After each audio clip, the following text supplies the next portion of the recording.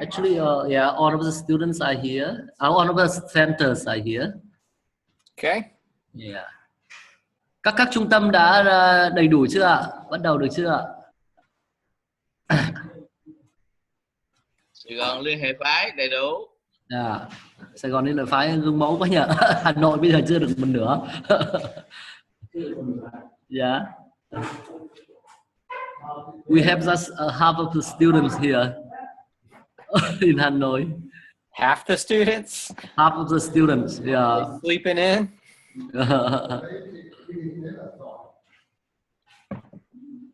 We can give it a couple more minutes if we need to. Yeah, okay. Maybe, yeah, 5 more minutes. Sài Gòn Baptist có mặt. Yeah, Sài Gòn Baptist cho quyền ghi âm rồi đây nha. Dạ vâng. Pháp có đó chưa, từ mục sư ơi? Pháp chưa tới à? À.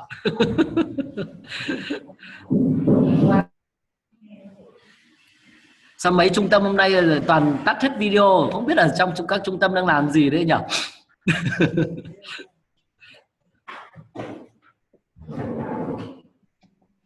Chắc là chưa đến.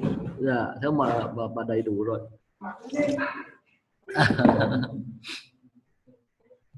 Trong Sài Gòn Liên hệ phái cái wifi nó cũng bị trục trặc á.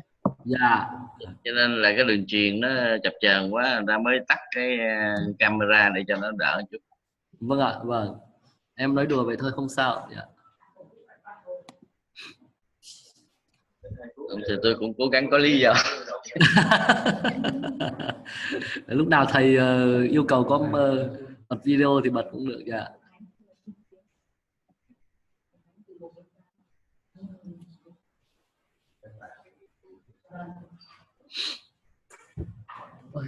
Nhưng mà nếu mà cái đường truyền của mình nó là cái dây này thì nhiều người vào phải cái này thì nó ít ảnh hưởng.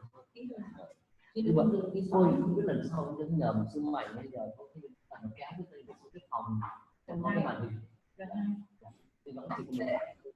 Hello, sư Hưng vừa gọi em ạ. Không, nhớ quá, không sao, nhớ quá gọi thì không vấn đề gì. Đấy, bật video mặt đấy.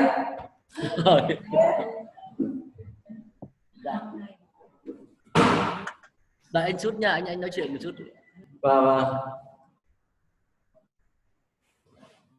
Ở ngoài kia bọn em cũng treo ở ông người Mỹ nói tiếng Anh phát âm tốt phết. Ông hơn là dịch được. Nói như là thầy đã.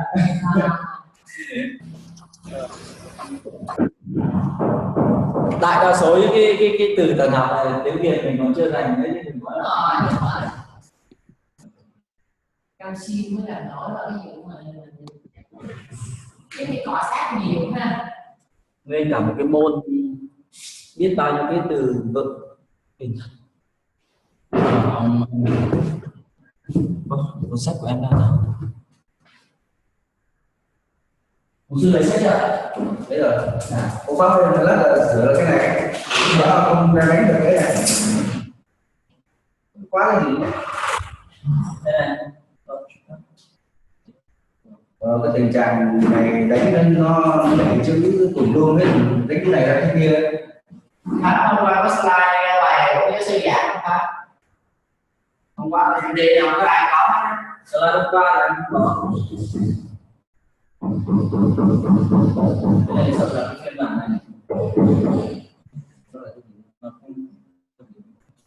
Đây từ nãy giờ chưa đã không đánh được thì chưa đánh được, mở lại chưa được. Và cái phiên bản này phiên bản chưa mua, chưa mở khóa, tất cả nó đen này.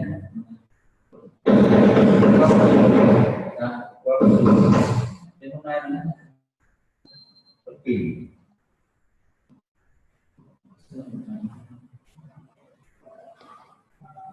You have more students show up? I think we can start anyway. Ở Sài Gòn Baptist ở đâu nhỉ? Tắt micro rồi, Pháp phải tắt mic.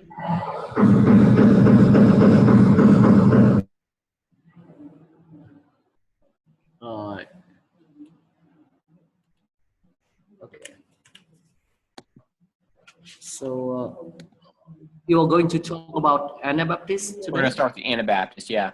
Okay. Okay. Cảm ơn Chúa. Chắc là chúng ta bắt đầu anh chị em ha.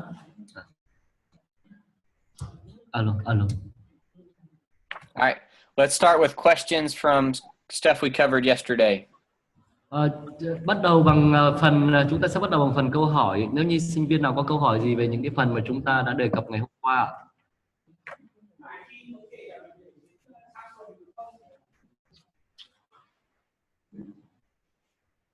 Okay, Để mà hỏi. let's move on then, and we're going to talk about Anabaptists. Vâng, nếu không có câu hỏi gì thì chúng ta sẽ đi tiếp và chúng ta sẽ nói về Anabaptists. They are part of the Radical Reformation group. Anabaptist thuộc phái cải cách triệt để. Its early leaders came out of that prophecy meeting that Zwingli held. Những cái người lãnh đạo của phái Anabaptist là những người mà đã tham dự trong cái nhóm tiên tri đó mà hôm qua chúng ta có nói tới đấy. Các buổi nhóm tiên tri đó. So their study of Scripture led them to conclude that doctrine and practices in the churches needed more radical reforms. Và cái việc nghiên cứu kinh thánh của họ dẫn họ đến với cái kết luận rằng giáo lý và thực hành trong hội thánh cần được cải cách nhiều hơn. And this all started at, it came to fruition, I guess, at the second disputation with Zwingli. Và cái điều này đặc biệt là nó xảy ra sau cái cuộc tranh luận thứ hai với Zwingli. At this meeting, the prophecy meeting students raised two basic issues.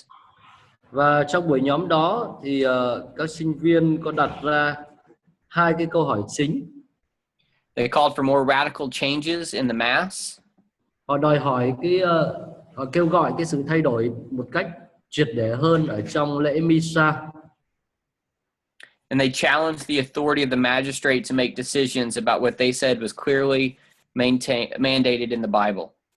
Và họ thách thức cái ban pháp chế để về việc những cái điều mà họ nói như vậy nó có phải là một cái mạng lệnh rõ ràng từ trong kinh thánh hay không.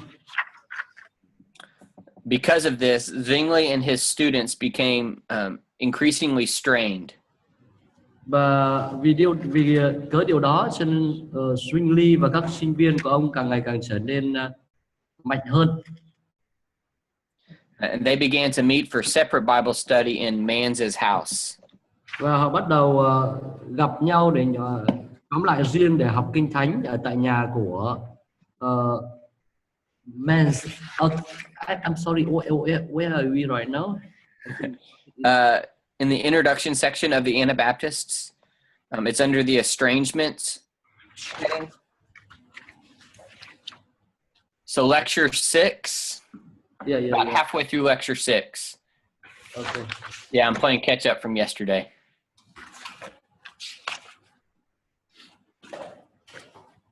Okay, I find it here. Okay. And so they criticized the liturgy of the church and rejected the use of hymns in worship. Và họ chỉ trích những cái nghi thức ở trong những cái nghi lễ ở trong hội thánh. They opposed infant baptism and refused to bring their children for baptism at the parish church. Họ cũng chống lại cái việc báp têm cho trẻ sơ sinh và họ không chịu mang các cái trẻ sơ sinh của mình đến để chịu pháp báp têm ở trong nhà thờ. Which is why Zwingli's third disputation was held. Và đó là lý do vì sao mà cái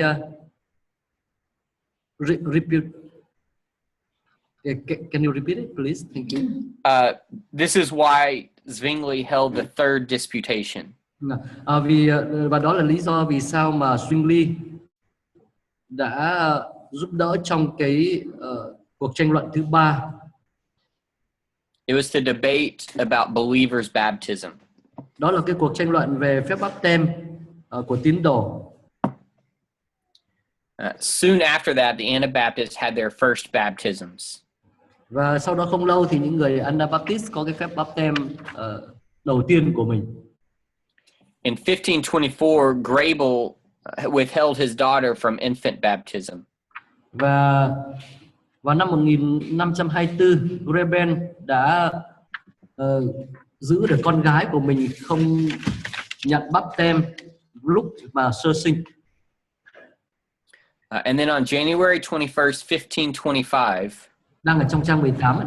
Và vào ngày 21 tháng Giêng năm 1525, on the day after the second mandate from one of the disputations we talked about yesterday, vào cái ngày của cái sắc lệnh thứ hai trong một cái cuộc tranh luận mà hôm ngày hôm qua chúng ta có nói tới, in the home of Felix Mans, tại nhà của người có tên là Felix Manzer, George Blayrock asked Conrad Grable to baptize him. George Blayrock đã đề nghị là Conrad Greben báp têm cho ông. There was no ordained minister present. Lúc bây giờ thì không có một cái mục sư được phong chức nào, một linh mục được phong chức nào tại đó. And Conrad did this by pouring water over Blayrock's head. Và Conrad đã làm điều đó bằng cách là dội nước ở trên đầu của Blayrock. They didn't immerse because it was midwinter and the river and lakes were frozen. Họ không nhúng chìm tại vì lúc bây giờ là đang vào giữa mùa đông và sông cũng như hồ thì đều là đóng băng. Which we did baptisms a couple weeks ago, and even in October it's cold. Chúng tôi cách đây vài tuần chúng tôi cũng có làm báp têm trong hội thánh, và thậm chí mặc dù bây giờ vẫn còn là mùa thu nhưng mà trời đã rất là lạnh. It made me consider pouring water over somebody's head instead of immersion. Và tôi cũng đang nghĩ đến việc là cái đó khiến tôi nghĩ đến việc là dội nước trên đầu để làm lễ báp têm thay vì là nhúng chìm vì lý do thời tiết. And then Blayrock then baptized the others who requested it. Và sau đó thì Blayrock báp têm cho những người khác là những người mà muốn nhận. And this was the first recorded believer's baptism in the modern era. Có thể nói đây là những tín đồ, cái đây là phép báp têm cho tín đồ, cho người tin đầu tiên được ghi lại ở trong lịch sử hiện đại. And when the Zurich officials found out, they threatened them with fines and even death by drowning. Yeah. Và khi mà các quan chức ở tại Zurich phát hiện ra điều này thì họ đe dọa là sẽ phạt những người đã làm báp têm như thế, và thậm chí là sẽ dọa là sẽ bị cho chết chìm. One of the significant matters that came out of this đâu là một số những cái ý nghĩa quan trọng từ cái sự kiện này was that to reject infant baptism made church membership a choice. Có phải cái việc họ từ chối cái việc báp têm cho trẻ sơ sinh khiến cho cái việc trở thành thành viên của hội thánh là vấn đề của sự lựa chọn tự do. Church membership hadn't been a choice for several centuries. Have not, right? Have not, correct. Và cái việc trở thành thành viên hội thánh đã không là một sự lựa chọn trong vài thế kỷ qua, trong nhiều thế kỷ trước. So those present covenanted the following things. Và cái đó dẫn đến một số những điều tiếp theo. To live separate from the world. Thứ nhất là sống tách biệt khỏi thế gian. To teach the gospel faithfully. Thứ hai là dạy tin lành một cách trung thành. And to hold steadfastly to the truth. Thứ ba là bám chắc với lẽ thật, bám chắc vào lẽ thật. This was significant for at least 4 reasons. Cái điều này là đáng kể, điều này là quan trọng vì ít nhất có 4 lý do. By this action, they formed a church patterned after what they said was the New Testament model. Bởi cái hành động này, họ đã tạo thành một cái hội thánh theo cái khuôn mẫu mà họ nói rằng đó là một khuôn mẫu của một mô hình của Tân Ước. They affirmed the absolute lordship of Christ in their lives. Họ cũng xác nhận cái sự tể trị tuyệt đối của Đấng Christ trên đời sống của họ. In obedience to Christ, they formed this church on the basis of voluntary commitment to Him. Và trong sự vâng lời với Đấng Christ, họ tạo nên cái hội thánh này dựa trên cơ sở của việc là hoàn toàn tình nguyện cam kết với Ngài. They also rejected the idea that the magistrate should take the lead in reforming the church. Họ cũng từ chối bỏ cái ý tưởng cho rằng là cái ban pháp chế, hay là cái tính pháp chế phải là cái tính dẫn dắt hay là lãnh đạo trong cái việc cải chánh hoặc là quản lý hội thánh. And this led them to advocate the separation of church and state. Cái đó dẫn họ đến cái việc là cổ suý cho việc phân tách giữa giáo hội và nhà nước. Despite it being a tough starting, Mặc dù là cái sự khởi đầu khó khăn, the Anabaptists grew pretty well in the first part of the century. Trong cái phần đầu của thế kỷ này thì những người Anabaptist đã gia tăng một cách nhanh chóng. They were forced out of Zurich and went on several missionary journeys. Họ đã bị buộc phải ra khỏi thành Zurich và sau đó họ đã đi trong một số chuyến đi truyền giáo. There were two first centers of evangelism for the Anabaptists. Và có thể nói có thể có một số những cái trung tâm truyền giảng đầu tiên của những người Anabaptist. The first was Zolikon, Trung tâm thứ nhất là tại Zolikon, which was a village just south of Zurich. Zolikon là một cái ngôi làng ở mé nam của thành Zurich. And this was the first site of a first Anabaptist church. Và đây cũng là địa điểm của cái hội thánh Anabaptist đầu tiên. Where 35 people were baptized. Ở đây 35 người đã được báp têm. And then the second center was St. Gall. Và cái trung tâm thứ hai là Saint Gall. And so the pattern of the Anabaptist operations to begin with. Và cái khuôn mẫu hoạt động của những người Anabaptist, của những hội thánh Anabaptist, they were aggressively evangelistic and proclaimed the gospel openly. là như thế này, đó là họ rất là tích cực trong cái việc truyền giảng, và họ truyền giảng tin lành, công bố tin lành một cách công khai. And whenever a person responded positively to the message, they did the following things. Và khi có một người nào đó mà đáp ứng một cách tích cực với sứ điệp của họ thì họ làm những điều như sau. They baptized the new convert. Họ báp têm cho người mới tin, người mới cải đạo. They urged the new converts to share their testimony and proclaim the gospel. Và họ thúc giục những người mới cải đạo hãy chia sẻ lời chứng của mình và hãy công bố phúc âm. But this led to their inevitable arrest and imprisonment. Nhưng mà cái đó không tránh khỏi dẫn cái việc là họ sẽ bị bắt và bị cho vào tù, bị bỏ tù. And if they didn't recant their beliefs, they were either suppressed by execution or banishment. Và nếu như họ không chịu chối bỏ những cái niềm tin của mình thì họ có thể sẽ bị đàn áp, thậm chí là bị hình phạt hay là xử tử. From the beginning, the Anabaptists experienced severe persecution. Và thực sự lúc ban đầu những người Anabaptist đã bị gặp những cái sự bắt bớ rất là lớn. The first steps aimed at suppressing Anabaptism were the two mandates issued by the Zurich Council after the third disputation that we talked about yesterday. Những cái bước đầu tiên nhằm mục đích để đàn áp những người Anabaptist đó là hai cái sắc lệnh mà hội đồng ở tại Zurich đã đưa ra sau cái cuộc tranh luận thứ ba mà hôm qua chúng ta có nói tới. There were several imprisonments. Và có một số người đã bị vào tù. Grable, Blayrock, and Mainz were all imprisoned more than once.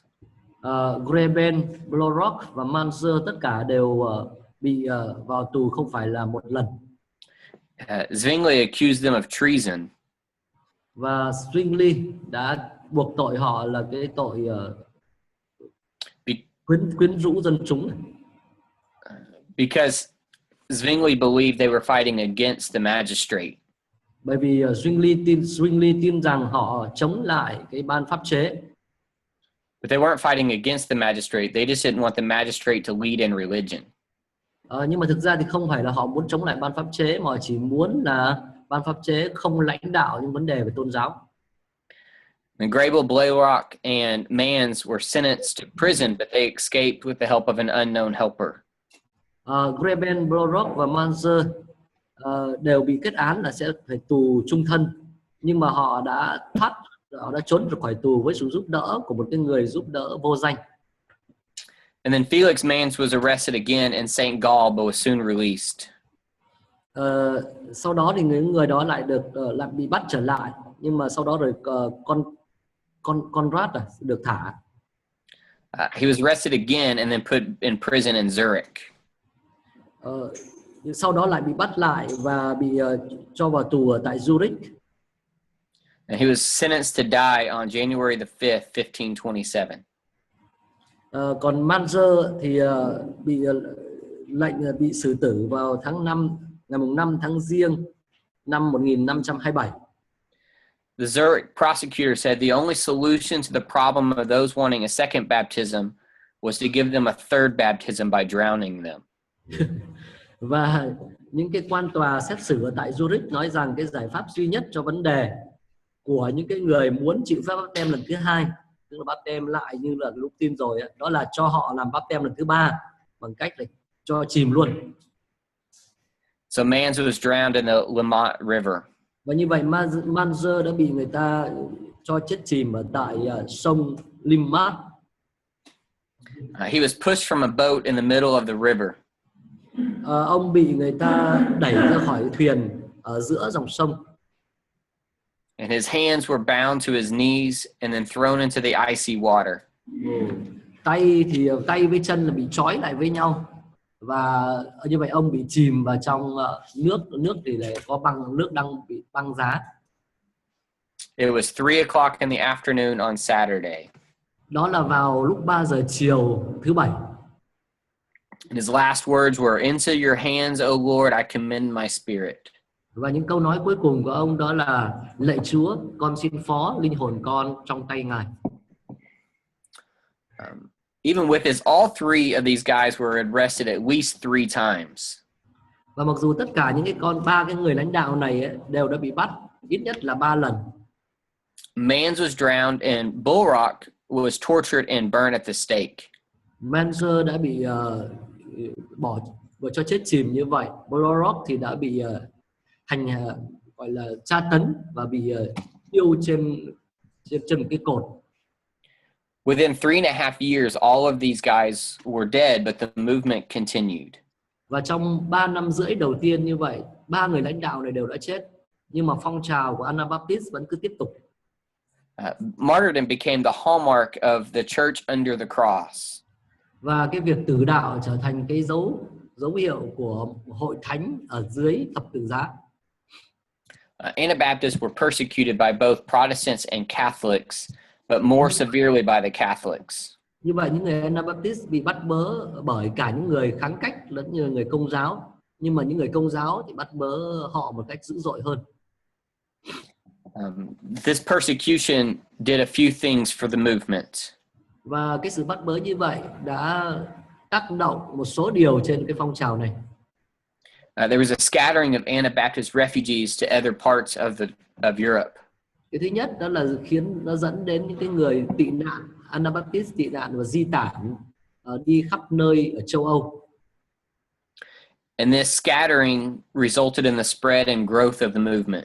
Và chính cái sự tản lạc ấy lại dẫn đến cái việc lan rộng và tăng trưởng của phong trào. Loss of leadership weakened the cause temporarily and allowed charlatans to lead groups to splinter from the mainstream Anabaptism. Và cái việc mất đi cái sự lãnh đạo, mất đi giới lãnh đạo cũng đã khiến cho cái phong trào nó bị suy yếu một cách tạm thời, và khiến cho một số những cái người không tốt, một số người xấu lãnh đạo những cái nhóm tách ra khỏi Anabaptist chính dòng. All right, any questions about the beginnings of the Anabaptists? Có ai có câu hỏi gì về giai đoạn đầu của những người Anabaptist không?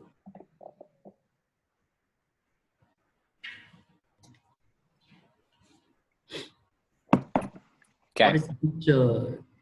What is the picture? Yeah. I don't know. I Googled Anabaptism, and this is what popped up. It was just a picture of the fact that they were persecuted so highly. Okay. Tôi hỏi về cái bức hình trên màn hình, như thầy nói là thầy cũng không rõ lắm. Tra trong Google về Anabaptist có hiện ra xuất hiện cái hình này, có lẽ phản ánh cái việc họ bị bắt bớ. All right, let's look at some of the early leaders of the Anabaptist movement. Chúng ta sẽ nói tới một số những người lãnh đạo thời đầu của phái Anabaptist. First, we'll talk about. Cho hỏi một câu. A question. Yeah. Dạ vâng. Là lâu nay thì cái thông tin về Anabaptist thì được nói đến cái vấn đề là họ làm báp têm lại. Thì xin hỏi giáo sư là cái ý nghĩa của báp têm lại này là nó đến từ trong cái nguyên nhân nào mà họ phải làm như vậy? He's asking a question that the Anabaptist, it means that they re-baptize, right? Right. And why? What's the reasons for them to re-baptize? Well, really, they believed in believers' baptism. Believers, right? Believers, yes. Yeah. Vâng, thực ra thì tức là họ tin vào cái việc là phép báp têm là dành cho tín đồ, tức là ngày dành cho người đã tin. It was a rebaptism because all of them had been baptized as babies. Nhưng mà đối với họ thì được gọi là báp têm lại, tại vì tất cả những người đó thì họ hồi trẻ là còn trẻ sơ sinh đó đã nhận báp têm rồi. Sau khi sinh ra đời là được bố mẹ đưa đến nhà thờ để làm báp têm rồi. But moving forward, they would just receive one baptism after they accepted Jesus. Thế nhưng mà cho nên là khi ở đây thì họ chắc chắn rằng là họ cần phải báp têm như là người tin, thế cho nên là họ chịu báp têm nữa, báp têm lại là như vậy. That title Anabaptist was actually given to them by Zwingli as almost a slap in the face. It was an insult. Còn cái tiêu đề đặt tên cho họ là Anabaptist là cái tên mà do chính Zwingli đặt cho họ. Cái tên này thực ra nó cũng mang tính chất mỉa mai, mang tính chất khinh bỉ. Any other questions? Yeah, cảm ơn giáo sư. Vì trong giai đoạn đầu mà khi Hội Thánh Tư Gia ở Việt Nam được hình thành đó, thì nói đến Hội Thánh Baptist thì người ta thường đề cập dính dáng đến cái vấn đề Anabaptist là gia nhập Baptist là phải báp têm lại, cho nên đó là một cái suy diễn nó hơi sai, cho nên là tôi cũng muốn hỏi rõ cái Anabaptist này nó những cái lý do nào mà họ báp têm lại. Xin cảm ơn. He explains the reason why he asked this question because in the beginning of the Baptists here in Vietnam, some joined the Baptists and received the baptism, and so people relate the Baptist to the Anabaptist. So there's some misunderstanding here. So that is the reason why he asked the question. I get you. Yeah, Anabaptist and Baptist are separate groups. Vâng, tất nhiên, nhưng mà những người Anabaptist với lại những người Baptist là hai nhóm hoàn toàn khác nhau. There are several similarities, but there are also differences. Tất nhiên là có những cái sự giống nhau nhất định giữa Anabaptist với lại phái Baptist, nhưng mà có nhiều những sự khác nhau. Some scholars argue that Baptists came out of the Anabaptist movement. Một số học giả thì muốn tranh luận rằng là phái Baptist là ra từ Anabaptist. But it wouldn't surprise me if Anabaptists and Baptists work together in some areas like Vietnam. Nhưng mà thực ra thì tôi cũng sẽ không ngạc nhiên nếu như mà những người Anabaptist và những người Baptist có thể có nhiều những cái điểm tương đồng, thậm chí là làm việc cùng với nhau ở những đất nước chẳng hạn như ở Việt Nam chẳng hạn. Okay, does that clear it up? But I thought that Anabaptists no more because the movement died afterwards, right? Is this true? No. There are still some out there. Oh, really? Almost every denomination that has started over the years, there is small remnants that still hold on to it. Tôi có câu hỏi tại vì tôi đọc ở đâu đó là Anabaptist sau đó là không còn nữa, nhưng mà thầy nói rằng là vẫn còn một cái nhóm dân sót nào đó. Hầu như bất kỳ một cái hệ phái nào bắt đầu cũng vẫn còn lại một vài nhóm nhánh sót lại đâu đó. Okay. Vậy là hết thầy vũ trường năm nào? Không, thầy nói là vẫn còn ở đâu đó. Em tưởng là hết, thầy nói là vẫn còn đâu đó. Em xin có câu hỏi. hỏi đi. Liên quan đến vấn đề này thì xin thầy cho biết cái quan điểm của thầy là ví dụ ở bên Công giáo người ta cũng báp tem cho trẻ con, nhưng bây giờ thì họ cũng cải đạo sang Tin lành, thì giáo hội của chúng ta Tin lành nói chung mình có báp tem là trọ không? Thứ hai là trong một số giáo hội Tin lành với nhau nhưng mà người ta đã báp tem rồi là tín đồ rồi, nhưng mà báp tem ở giáo phái kia bây giờ người ta đến giáo phái ví dụ CMA người ta lại báp tem lại, thì cái đó nó có đúng với kinh thánh không? Mình có nhất thiết phải làm như vậy không? Yeah, a student asking about your view on the matter is that when the Catholics they became evangelical, and because the Catholics they receive baptism, right? In infant baptism Infant already. baptism, right? But if they now, if now they convert it into evangelical faith, we have to baptize them again.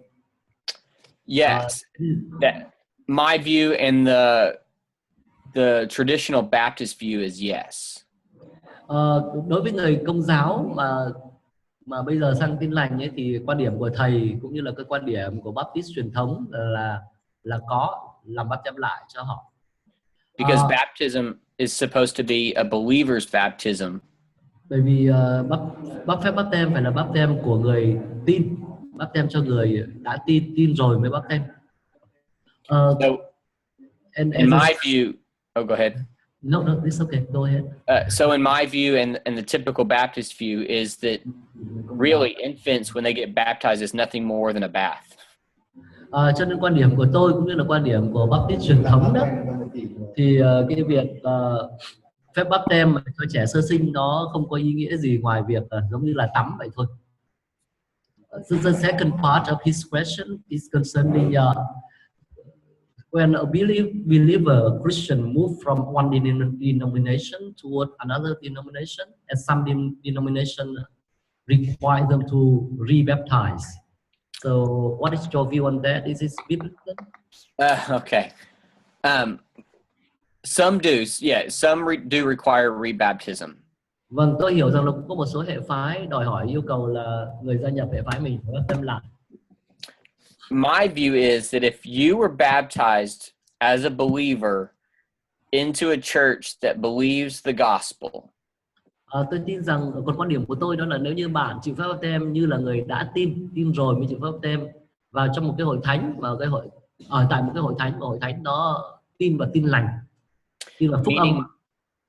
Meaning that you have faith in Jesus who died for your sins. Ám chỉ là lúc bạn chịu phép báp tem như vậy, bạn có đức tin vào việc Chúa Giêsu là đấng đã chết cho tội lỗi của bạn. And that's how you get salvation.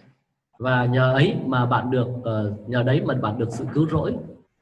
And if that's the case, my personal view is you don't need to get rebaptized. Và nếu là như vậy thì cái quan điểm cá nhân của tôi đó là bạn không cần phải báp tem lại. But there are some, even among the Baptists, who will always require rebaptizing. Nhưng mà tôi biết là có một số người, thậm chí là ngay giữa vòng những người Baptist cũng luôn luôn đòi hỏi người ta phải báp tem lại. There's a movement that happened in the 1800s called landmarkism. Có một cái phong trào diễn ra vào những năm 1800, cái phong trào đó được gọi là phong trào what is the name of the movement? Landmarkism. Landmark. Yeah, landmark. Mm-hmm.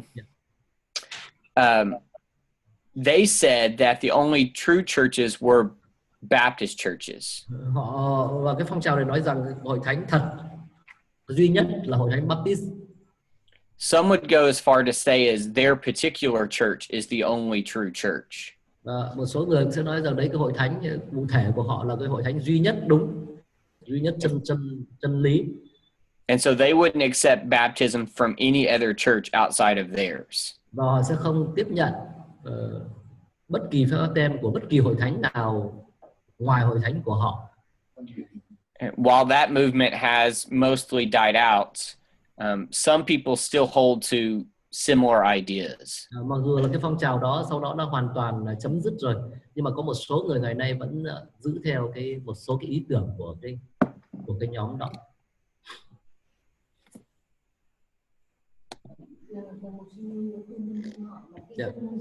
Trẻ con của mình bây giờ vẫn còn thì có phải là đấy báp tem sơ sinh?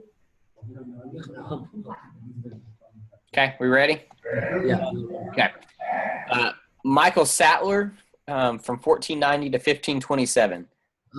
Một người lãnh đạo, chúng ta đang nói về những người lãnh đạo ban đầu của phái Ban Anabaptist, và người trước tiên mà chúng ta nói tới đó là Michael Sattler. He was a Benedictine monk. Thực chất trước đây ông là một tu sĩ dòng Benedict. He left the order though when he was convinced of Zwingli's ideas. Nhưng mà sau đó thì ông tin vào những cái quan điểm của Zwingli. And in dòng tu. And in 1525 he was converted from Anabaptist missionaries. Và vào năm 1525 thì ông đã cải đạo qua những người giáo sĩ của phái Anabaptist. In Zurich, he identified with the Baptist. Và tại Zurich thì ông được coi như là một người Anabaptist. And he was taken to court with Grabelmans and Blayrock. Và ông cũng bị đưa ra tòa xét xử cùng với lại Greben, Manzer và Blayrock. And he presided over a conference of Anabaptists in Schleitheim.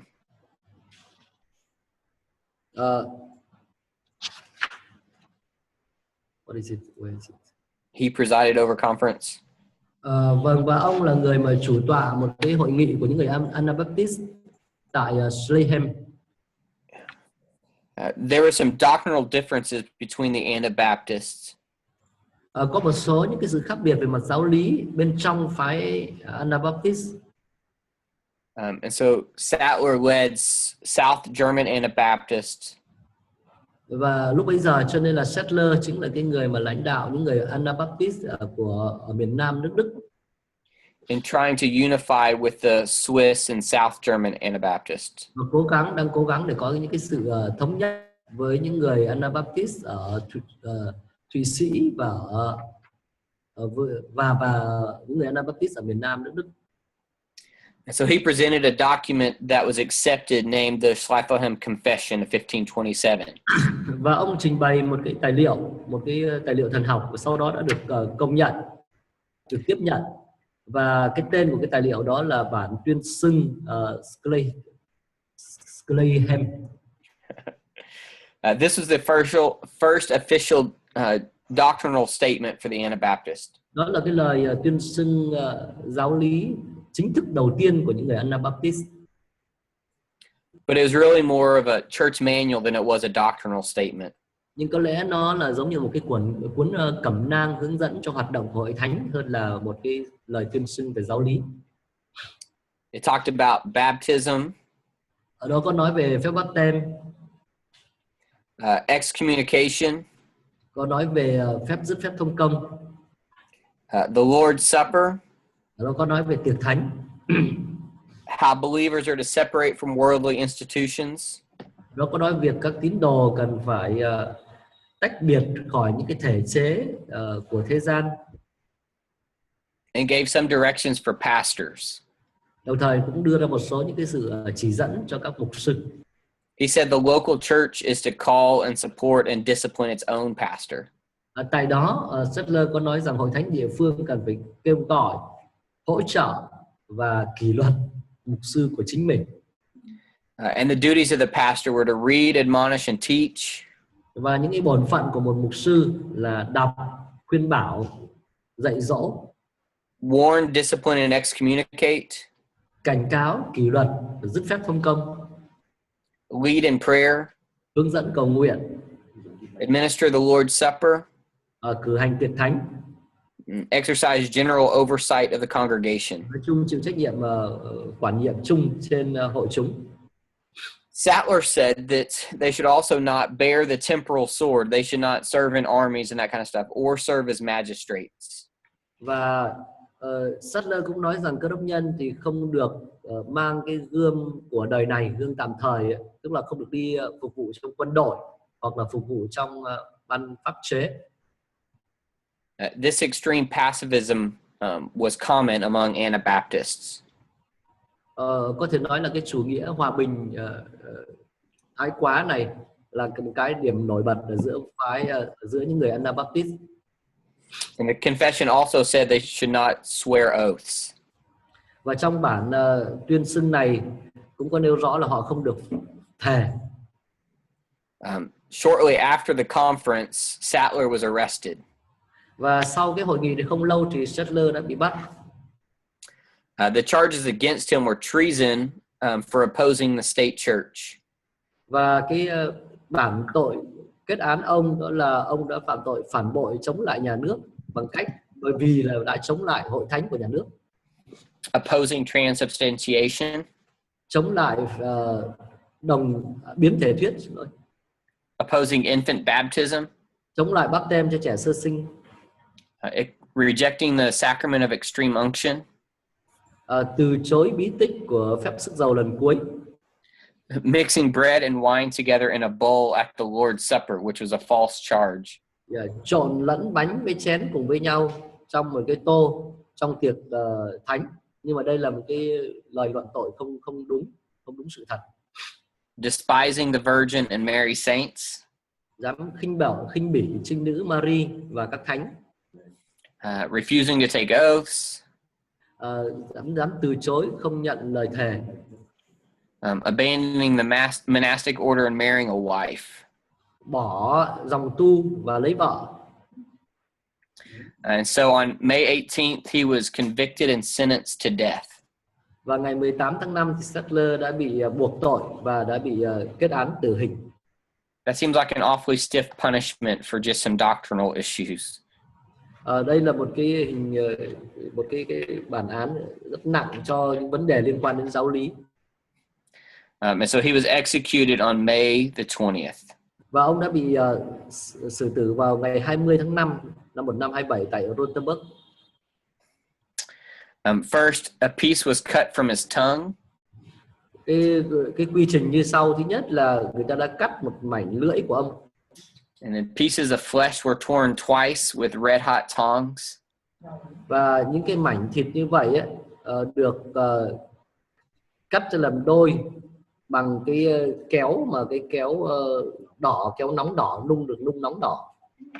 And he was bound to a cart and transported to the market square. Và sau đó ông bị buộc vào cái xe và cái cỗ xe đằng sau đó và kéo ra đến cái quảng trường chỗ chợ. There he was tied to a ladder and pushed into the fire. Và tại đó thì ông bị buộc vào một cái thang và châm lửa, và người ta châm lửa. When the ropes burned, he raised two fingers to show his friends in the crowd that a martyr's death was bearable. I'm sorry. When the ropes burned, it's after that little bit of a quote. Okay. Trong khi mà ông đang bị, trong khi mà cái sợi dây trói ông nó bắt đầu cháy đó, thì ông giơ hai ngón tay lên cho những người bạn ở trong đám đông được thấy. And then he closed with a prayer. Rằng cái chết của người tử đạo là vẫn có thể chịu được. Father, ông kết thúc bằng một lời cầu nguyện. You good? Father, I commend my spirit into your hands. Cha ơi, con phó linh hồn con trong tay cha. And then his wife was drowned 8 days later. Và sau đó vợ của ông cũng bị người ta cho chết chìm 8 ngày sau đó ở tại sông Netka. Any questions about Sattler? Các bạn có câu hỏi gì về Sattler không? Did he has a children? You know, I don't know the answer to that question. I don't think so.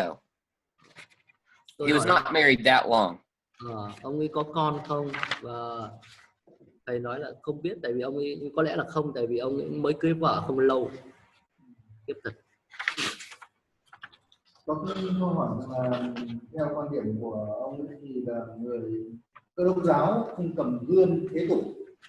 Vì vậy thì ở một số quốc gia các mục sư hô hào người ta đi vào quân đội thì thế nào? A student asking question that here Sattler taught that Christians should not bear the temperance sword as army, right?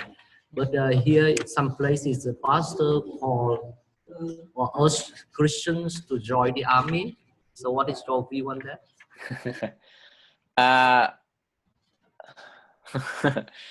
So I'm not a pacifist. I don't think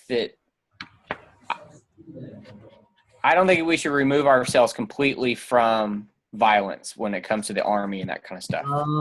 Tôi không phải là người theo chủ thuyết hòa bình. Ám chỉ là tôi cũng không nghĩ rằng là chúng ta hoàn toàn không được dùng gươm, dùng súng khi mà nói đến khía cạnh là khi mà chúng ta đang ở trong quân đội. But at the same time, if you kill your enemy, you can never share the gospel with them. Nhưng mà đồng thời thì nếu như bạn giết kẻ thù của bạn thì bạn cũng không thể bày tỏ tin lành cho họ. And so it's a tough line between protecting or fighting for your country and sharing the hope of the gospel with people. Và tất nhiên đây là một cái đây là một vấn đề cũng dễ gây tranh cãi. Đâu là cái đường biên, đâu là cho cái việc bảo vệ, chiến đấu và bảo vệ đất nước của các bạn với lại cái việc chia sẻ tin lành. Đây là người Công giáo giết ông này hay là người tin lành? So Sadler was killed by Catholics or by Protestants? The Catholics. Công giáo.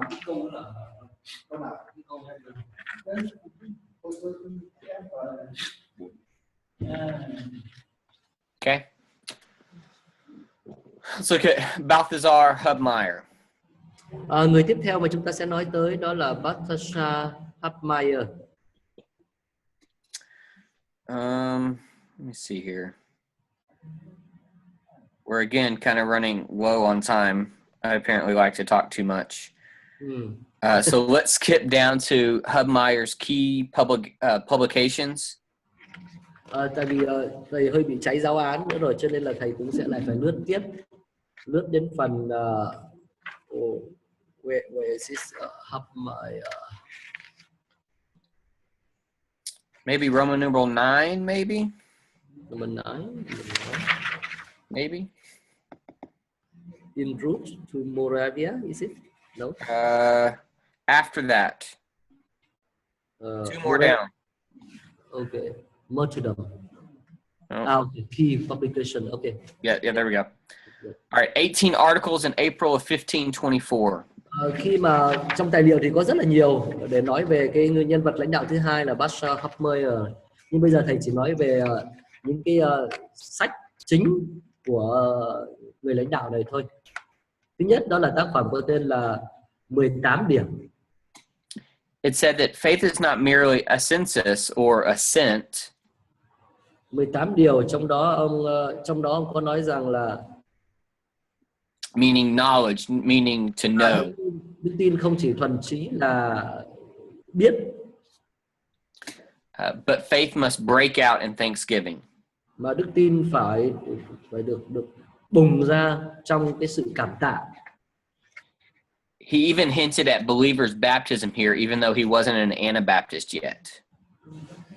Và thậm chí ngay từ lúc ban đầu, Hubmaier cũng đã gợi ý hay là ám chỉ đến phép báp têm của người đã tin, của tín đồ, mặc dù lúc bây giờ ông chưa phải là người Anabaptist. And he said the local church should be allowed to support its pastor. Và ông nói rằng hội thánh địa phương cần phải được phép để hỗ trợ cho mục sư của chính mình. He denounced scholasticism. Ông từ chối chủ nghĩa kinh viện. Priests should be allowed to marry. Ông cho rằng các linh mục cần phải được phép cưới vợ. And that the Lord's Supper is a memorial, like Zwingli argued. Ông cũng cho rằng tiệc thánh là một cái tưởng nhớ, giống như là quan điểm của Zwingli. His next work he wrote was Concerning Heretics and Those Who Burn Them in 1524. Cái tác phẩm thứ hai của ông đó là về những người dị giáo và những người đã đốt họ. Cái tác phẩm này ông viết năm 1524. This was the first 16th century work advocating universal religious freedom. Có thể nói đây là một cái tác phẩm của thế kỷ thứ 16 đầu tiên mà cổ suý cho sự tự do tôn giáo toàn cầu. To persecute a man for his religious beliefs is to deny the incarnation. Ông cho rằng là bắt bớ một cái người vì những niềm tin tôn giáo có nghĩa là đang chối bỏ sự nhập thể. Okay, let's get down to on the sword. Và cái tác phẩm thứ tư của ông đó là về gươm, luận về gươm. He believed Christians were obligated to the state. Ông tin rằng là các cơ đốc nhân đó, thì là có bổn phận với nhà nước, có nghĩa vụ với nhà nước. Therefore, they can take up the sword at times. Và vì vậy cho nên có những lúc mà họ cần phải cầm gươm. But here he differed greatly from most of the other Anabaptists. Và tại cái điểm này chúng ta thấy rằng ông rất khác so với quan điểm của đa số những người Anabaptist khác. All right, let's look at his key doctrines. Chúng ta sẽ xem xét một số những cái giáo lý chìa khóa của Hubmaier.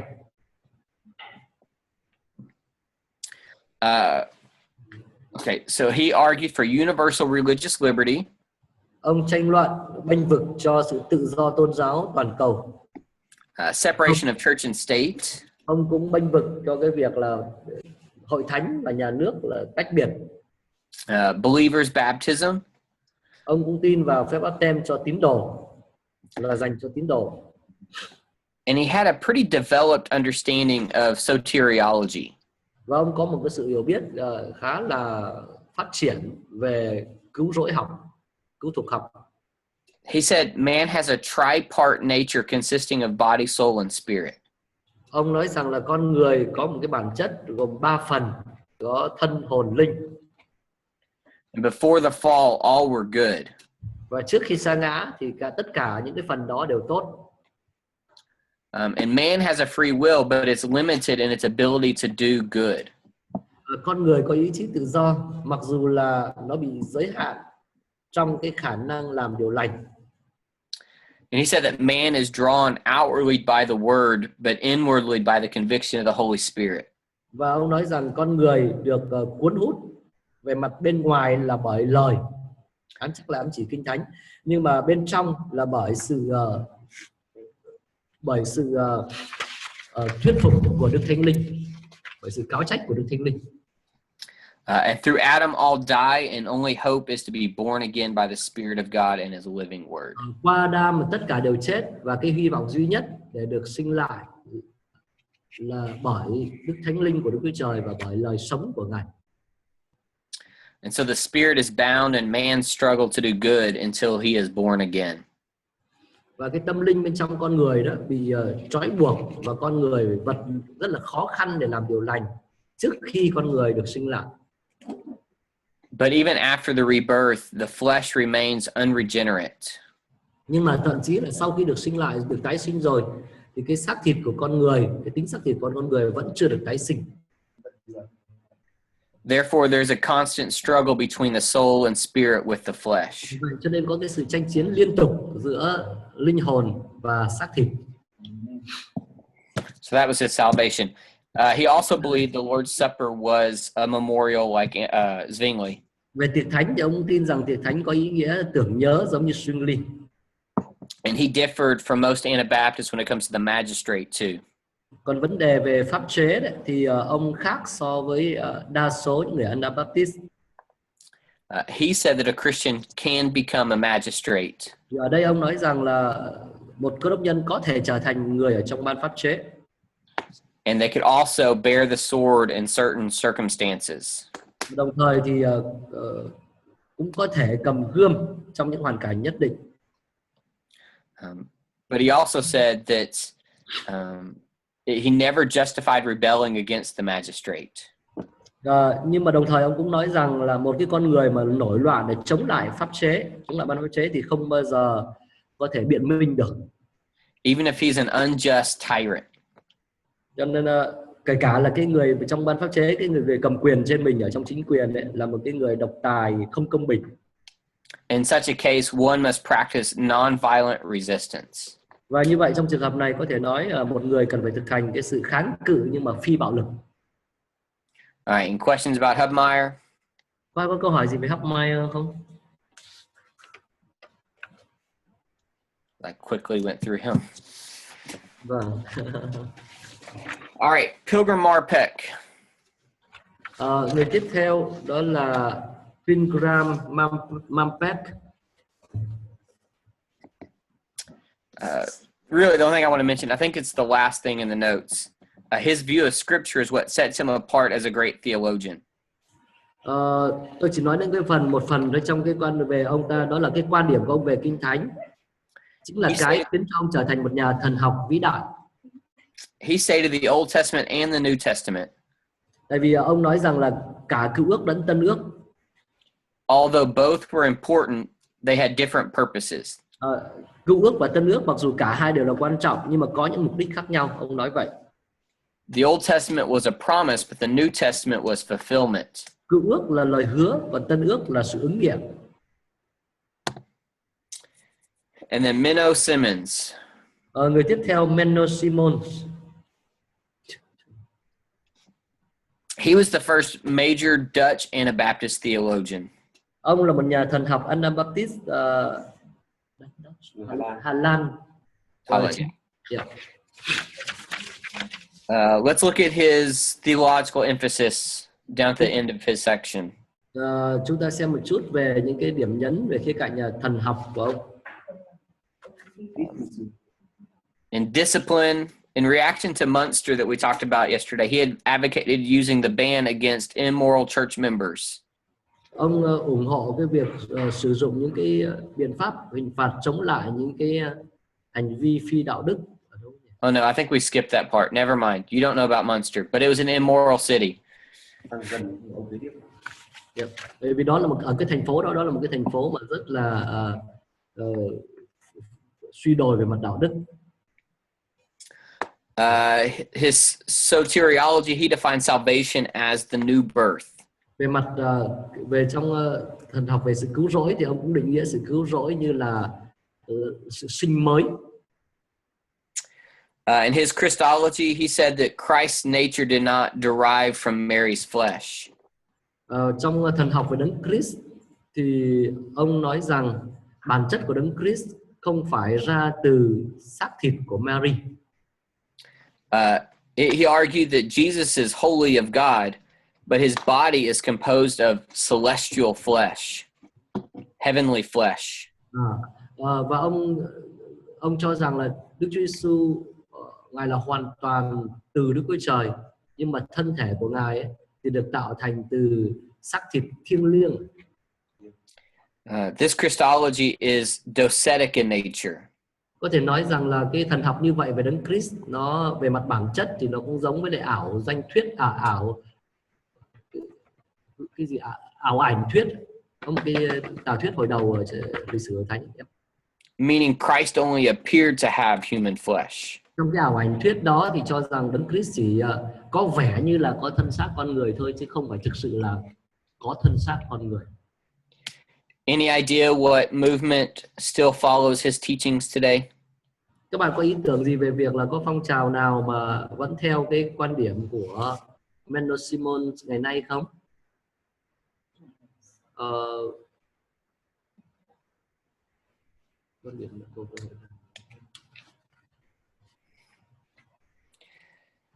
There's a small group known as Mennonites.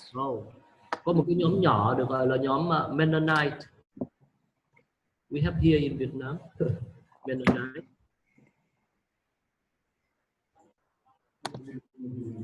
Let's look at the right. Is it after his name here? Menno Simon? Is it? Yeah.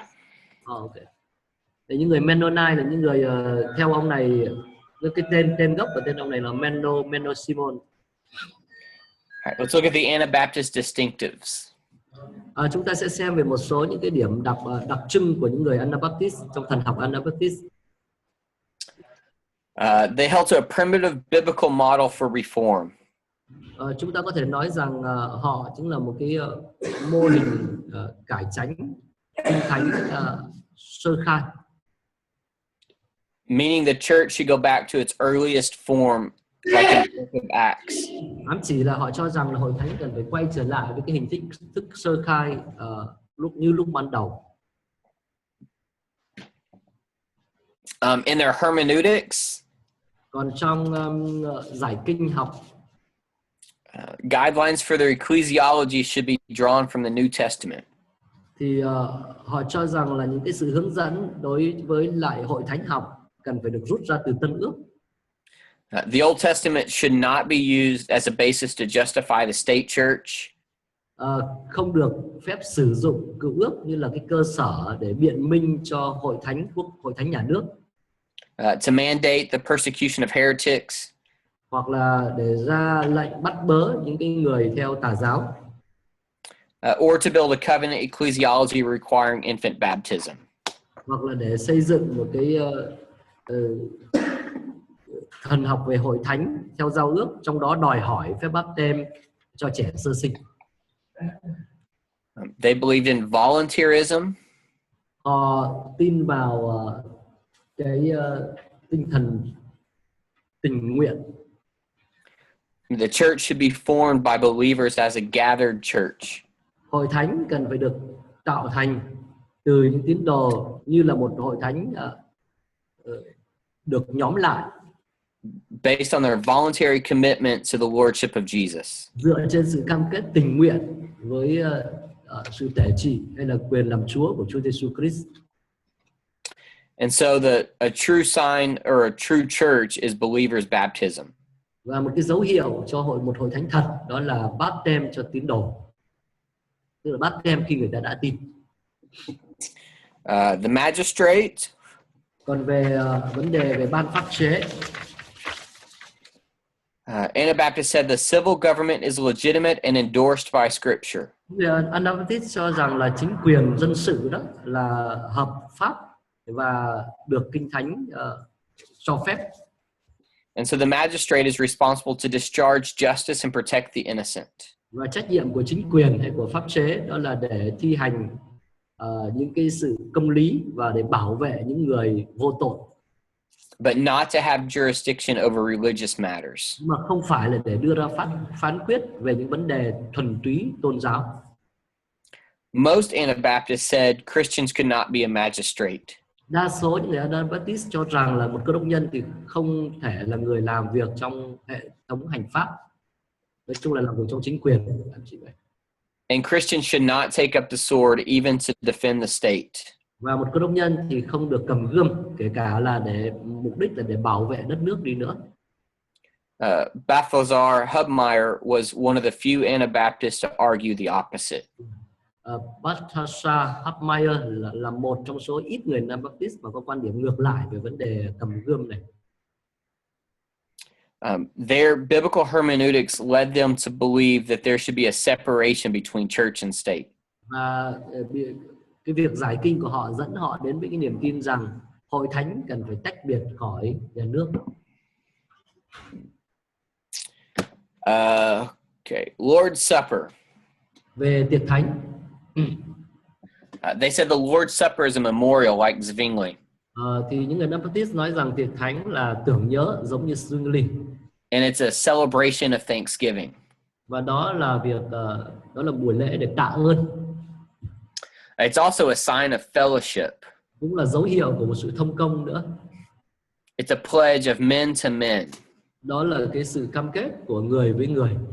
While baptism is a pledge from men to God. Báp têm là cái sự trung thành của người với Đức Chúa Trời. They believed in universal religious liberty. Họ tin vào cái sự tự do tôn giáo phổ quát. And this came in part with their understanding of the separation of church and state. Và cái đó một phần nó có liên quan đến cái cách hiểu của họ về việc là tôn giáo hay là hội thánh cần phải tách biệt khỏi nhà nước. They believed everyone should have religious freedom of thought and practice. Họ tin rằng tất cả mọi người đều cần phải có được tự do tư tưởng và tự do tôn giáo trong suy nghĩ và trong thực hành. This went even further than simple religious toleration. Cái đó thậm chí không phải chỉ là sự khoan dung tôn giáo. And then the last thing, they believed in the autonomy of the local church. Cái cuối cùng đó là họ tin vào tính tự trị của hội thánh địa phương. Each church should have the ability to call, discipline, and support their own pastors. Mỗi một hội thánh cần phải được kêu gọi kỷ luật cũng như là hỗ trợ cho mục sư của chính mình bằng cái ngân quỹ của chính mình. And congregations are self-governing and should not be controlled by external human authorities. Và các cái hội chúng cần phải là tự trị, tự quản trị đấy, và không được kiểm soát bởi những cái thẩm quyền của con người bên ngoài. Okay, that was the Anabaptist quickly. Đó là phần kết cho những gì chúng ta muốn nói về Anabaptist một cách thật là nhanh chóng. Any questions? Có sinh viên nào có câu hỏi gì không ạ? Xin tôi hỏi thầy rằng là ngay trong Anabaptist thì là vẫn có tư tưởng là cầm gươm tham gia vào nhà nước pháp quyền thế tục. Thế còn cũng có tư tưởng là không cầm gươm, kể cả bảo vệ đất nước. Thì vậy thì là giữa hai cái dòng này thì thầy, theo quan điểm thầy nói rồi, bước theo thầy trả lời rồi. Đấy là thầy không phải là triệt để theo hòa bình, chủ thuyết hòa bình, mà có thể thầy có nói rồi. Nhưng mà trong vấn đề có cả một cầm gươm tự vệ nữa, không phải là bảo vệ nước nhưng mà cầm gươm tự vệ, thì cái đấy nó là cuộc chinh chiến hàng ngày, va chạm hàng ngày. A student asking about how to take a sword, not to defend the country in this case, but to defend yourself. It is allowed for us to For us or to defend the ourselves. Anabaptist? Huh? Us or the Anabaptist? No, we. What is your view on that? I believe that we should defend ourselves. Tôi tin rằng Again, chúng ta có thể. I'm not a pacifist. Yeah, chúng ta có thể tự vệ. Và có thể cầm gươm. Vâng, tôi có thể ám chỉ. Có sinh viên hỏi về việc mà cầm gươm tự vệ thì sao? Okay. But it is a difficult line when Jesus tells us we're to turn the other cheek. Tất nhiên đấy là một cái đường biên nó cũng khá là khó xác định đấy, tại vì Chúa Giêsu cũng nói với chúng ta rằng phải chìa má bên kia cho người ta. I do think that causing harm on somebody else should be a last resort. Và tôi nghĩ rằng là cái việc cầm gươm đó phải là cái biện pháp cuối cùng.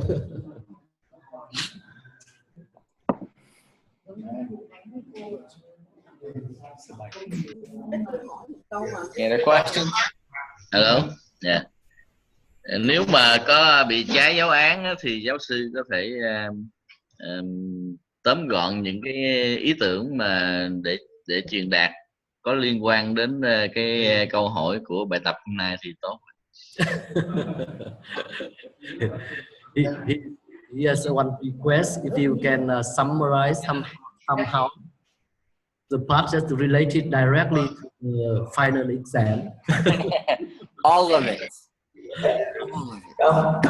Sư giàu. What do you say? All of it? All of it. Thầy nói là every word that I say will be on the exam. Tất cả những gì tôi nói đều có trong bài thi hết ạ. Anh bảo với thầy là cái bài thi kiểu đó thì có cho mở 10 quyển sách thì cũng thế thôi, chứ thầy lại còn bắt đóng sách nữa. A student saying that even with open books, it's still very difficult, but you require to close book. Yes. Nhiều quá dài lại cho 1 tiếng. Ôi trời, người ta học 4 tháng đồng hồ, 4 tháng rồi vẫn chưa xong nhỉ.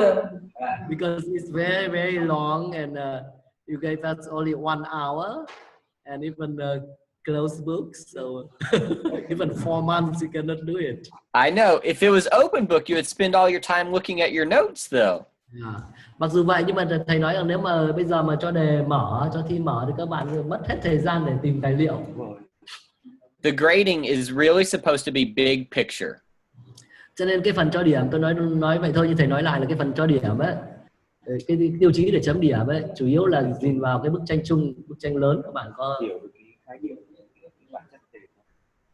nhìn được bức tranh lớn của cái lịch sử Hội Thánh trong những cái giai đoạn mà thầy yêu cầu. So do you understand the major themes and movements that happened during the periods? Tức là các bạn có hiểu được đâu là những cái chủ đề chính cũng như là cái phong trào chính ở trong những cái giai đoạn đó không?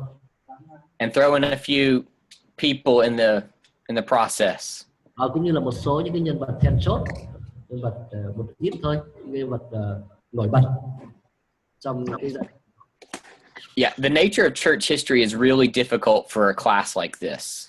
Thực ra thì cái bản chất của môn lịch sử Hội Thánh cũng là rất khó cho cái hình thức một cái lớp học như thế này. Because it's all names and dates. Bởi vì nó có rất nhiều tên rồi là ngày tháng. I decided to do the essays instead of a objective test. Tôi đã quyết định đưa ra cái bài thi theo cái kiểu viết luận như vậy, tự luận như vậy thay vì là trắc nghiệm khách quan. Because with the objective test, say it's a true false. Like there's no way to have grace in that. Nếu mà trắc nghiệm khách quan thôi ấy, là đúng sai thôi thì tôi sẽ không có cái cách nào, không có cái con đường nào để cho ân điển cho các bạn. But there can be grace in the grading on an essay question. Nhưng mà thực ra thì sẽ có ân điển cho cái việc cho điểm một cái bài tự luận. You tell Dr. Daniel that, please. I did, and I will re-emphasize that to him. But I did. Thầy nói thế mà tại vì mục sư Đào chấm nên tôi có đề nghị thầy là phải nói lại, nhắc lại cho mục sư Đào chuyện đó. Thầy nói là thầy đã nói mục sư Đào rồi và thầy sẽ nhắc lại một lần nữa, sẽ nhấn mạnh lại cái điều đó nữa. Yeah. Okay, you're a very good teacher. Mục sư Hưng ơi, cho tôi hỏi thầy một câu đi. Dạ vâng, a question from a student. Dạ, hồi nãy thầy có chia sẻ về những cái tác phẩm của ông Bastata Humman. Vâng. Thì thầy nói là có 4 tác phẩm. Yeah. Thì thứ nhất là 18 điều, tác phẩm thứ hai là về vấn đề về giáo, tác phẩm thứ tư là về cầm gươm, như vậy tác phẩm thứ ba là về vấn đề gì? Nó có cái số 3 trong tài liệu bằng tiếng Anh, cô có in ra được không ạ? Tại vì thầy lướt cái phần đó, đúng là 4 nhưng mà thầy nói đến 3 cái thôi, mà thầy lướt cái thứ 3. Asking about the books of Hubmeier. Okay.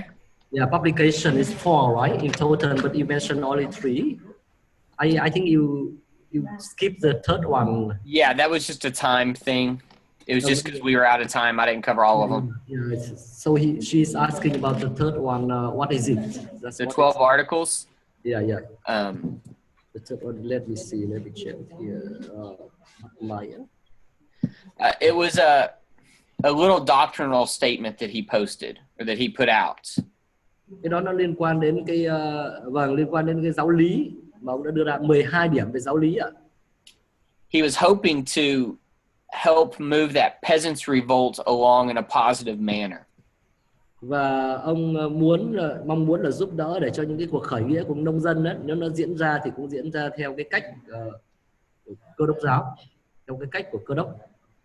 This is the same peasants' revolt that Luther was dealing with that caused him so many problems. Nó là một cái cuộc khởi nghĩa của nông dân giống như cái mà Martin Luther đã phải đối diện và gây ra nhiều rắc rối. And so these articles is trying to bring peace. Cho nên cái cuốn 12 điểm của ông á là nhằm mục đích để giúp cho cái cuộc khởi nghĩa của nông dân ấy nó diễn ra trong một cách bình an hơn. But he really just took up the peasants' cause. Nhưng mà thực sự là ông rất ủng hộ cho các nông dân.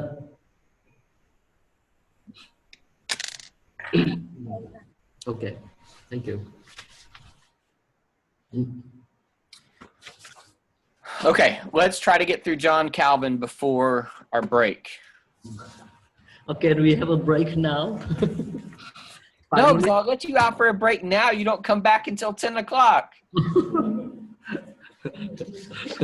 Tôi định thầy bảo là thôi bây giờ chúng ta chuyển sang John Calvin trước khi chúng ta nghỉ giải lao. Tôi xin giải lao mà thầy không cho này.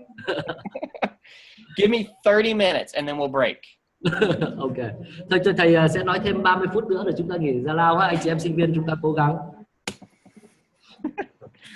All right, John Calvin, 1509 to 1564. Bây giờ chúng ta nói sang John Calvin 1509-1564. And you'll notice he's about a generation or half a generation after the other reformers. Và các bạn để ý thấy rằng là John Calvin như vậy là sinh ra khoảng một thế hệ hoặc nửa thế hệ sau những cái nhà cải chánh trước đó.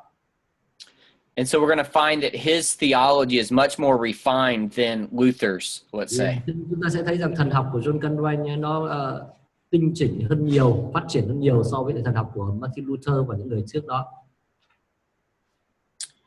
And so in 1533, vào năm 1533, một năm it's under the education near the end. 1533 education. Okay. Oh, so far. Yeah, I'm gonna skip a lot. On page 4 already. Trang 4 ở đây anh chị em ạ. Vâng. He, under the influence of Zwingli and Luther's writing, had his salvation moment. Dưới sự ảnh hưởng của những cái tác phẩm của Zwingli và Luther thì John Calvin đã có cái có thể gọi là khoảnh khắc cứu rỗi của mình.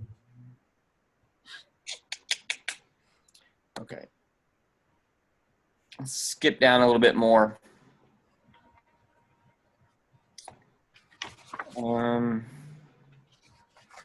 I do want to mention one other thing in that section, where it says goes into exile. It's after education? No, it's before that. Sorry. It's the next section after where we just were. So the young French humanist in Paris, and then it goes into exile. Yeah. Okay, you just say and I just translate it then. I'm sorry? Just say you're going to translate it? Okay. So he goes into exile. At this point, he was already in the humanist mindset. Như vậy là đã có thời John Calvin đã bị đi lưu đày, và lúc bây giờ thì trong cái cách tư duy của ông đã là một tư duy của người theo chủ nghĩa nhân văn, bị ảnh hưởng của chủ nghĩa nhân văn. Nicholas Kopp was a friend of his. Một người bạn của ông là Nicholas Kopp. And he was elected rector of the university. Và được bầu làm hiệu trưởng của trường đại học. In his inaugural address, it included evangelical overtones. Và trong cái bài diễn văn nhậm chức của mình nhé, nó có hơi hướng tin lành của ông hiệu trưởng, nó có hơi hướng tin lành. With reform-minded quotations from Luther and Erasmus. Với những cái câu trích dẫn về cái cuộc cải cách của Martin Luther cũng như là Erasmus. And so Kopp was forced to flee because he faced stiff opposition. Và sau đó thì Copper đã buộc phải bỏ chạy vì cái sự chống đối. And Calvin was implicated by his association with Kopp, and he had to leave as well. Và Calvin bởi vì là có mối quan hệ với Copper cho nên là cũng bị phải rời khỏi đó. So after a little bit longer, they had the affair of the placards. Find that. Yeah, sau đó một thời gian lâu họ có okay. Đây okay. Họ có what do you mean by the affair of placards? An affair is like an event, and then placards are like signs. But it's just the title. It's a title of an event that happened. Cái sự kiện xảy ra trong cuộc đời ông ở trong trang số 6 trong tài liệu ấy, nếu mà các bạn in đánh số từ cái số đầu trang, đó là affair of the placards. Rồi. Yeah. So placards are these signs denouncing the Roman Catholic Mass appeared in many French cities. Ok. Và trong sau khi cái tranh cổ động đó cái tranh nó châm biếm cái hay là khước từ lễ Misa của người Công giáo La Mã đã xuất hiện tại nhiều thành phố của nước Pháp. And then the King Francis I took action to punish the Protestants in France. Và vua của nước Pháp lúc bây giờ là Francis đệ nhất đã có hành động để trừng phạt những người tin lành ở Pháp. And so Calvin fled from there to Strasbourg and eventually to Basel for safety. Và Calvin đã chạy khỏi đó đến Basel và sau đó là chạy đến đầu tiên là chạy đến Starbucks, sau đó rồi chạy đến Basel. Okay. While he was in Strasbourg, he met Martin Bucer. Và khi ông ở Starbucks thì ông đã gặp Martin Bucer. Yeah. Martin Bucer was at Heidelberg with Martin Luther. Martin Bucer, right? Bucer. Yeah, Bucer, Martin Bucer. Who is this? Who is this guy? Yeah, he's not in the notes. He was at Heidelberg. I mentioned him in the Luther lecture. Ông là một người rất ủng hộ cho Martin Luther. And then when he got to Basel, he finished his main work, The Institutes of Christian Religion. Và khi ông chạy đến Basel thì ông đã hoàn thành cái tác phẩm chính của mình, đó là thể chế của Cơ đốc giáo. Cái này trong tiếng Việt mình dịch là gì? Một sư Việt có nhớ? Định chế Cơ đốc giáo. Không, anh hỏi. Một sư Việt có nhớ không? Cái tác phẩm của John Calvin này, dịch trong tiếng Việt mình chính thức là gì nhỉ? Được không? Chính thức của mình đã có dịch chưa nhỉ? I didn't say all that. Các định chế của Cơ đốc giáo. No, I mean I'm asking about if his book is translated into Vietnamese and maybe there's some official name for the books, so just the student can recognize the name of the Institute of the Christian Religion. A lot of times it's referred to as just the institutes. Okay, yeah, because it's quite famous, right? It is, yeah. Okay, and then Calvin as the early reformer. Và Calvin, bây giờ chúng ta sẽ nói về Calvin như là cái người cải chánh thời đầu. With his institutes, he had two main purposes. Với cái tác phẩm về định chế của Cơ đốc giáo đó, ông có hai mục đích chính. It was apologetic. Thứ nhất đó là biện giáo. He wanted to defend the beliefs of the French evangelicals who were being persecuted. Ông muốn bảo vệ những niềm tin của những người tin lành Pháp, là những người đang bị bắt bớ. It was also devotional. Đồng thời cái tác phẩm này nó cũng mang tính chất tĩnh nguyện. It was supposed to help teach basic Christian piety to his countrymen. Và dạy giáo lý nữa, để nhằm mục đích dạy cái lòng mộ đạo Cơ đốc cho những cái người đồng hương của ông. Has anyone ever read the Institutes there? Các bạn có ai trong các bạn đã đọc cái tác phẩm này của John Calvin chưa? Me never. No. No. If you ever do, if you come across it, you'll see that it's not very basic. Nhưng mà nếu mà các bạn sau này mà các bạn đọc cái tác phẩm này thì các bạn sẽ thấy rằng là cái tác phẩm này không mang tính chất cơ bản lắm đâu. Không, tức là không phải sơ đẳng lắm đâu. So I don't know if that means we've gotten more dumb or if he had overestimated the lay people. Yeah. Cho nên khi mà nói rằng đây là nhằm dạy giáo lý cho những người đồng hương á, thì không hiểu là hay là thầy giáo đang bảo không biết là hay chúng ta ngày nay chúng ta đã ngu đi hay là John Calvin đã đánh giá quá cao về khả năng tri thức của những người đồng thời cùng với ông. So let's look at a couple of his key doctrines. Bây giờ chúng ta sẽ xem một số những cái giáo lý then chốt của... You find this? It's down a little bit further. Bây giờ like all the reformers, the Bible was his main use of authority. Giống như tất cả những nhà cải chánh khác thì Kinh Thánh chính là cái thẩm quyền chủ yếu của John Calvin. He said it was the inspired word of God communicated in human language. Ông nói rằng Kinh Thánh chính là lời được soi dẫn của Đức Chúa Trời, nhưng mà truyền đạt trong ngôn ngữ của con người. He affirmed two sacraments. Ông cũng khẳng định hai bí tích. The Lord's Supper. Tiệc Thánh. He adopted a middle position between Luther and Zwingli. Trong tiệc thánh thì ông có quan điểm về trung gian giữa Luther và Zwingli. With Zwingli, he emphasized that it was a Thanksgiving remembrance. It's a confession of one's faith.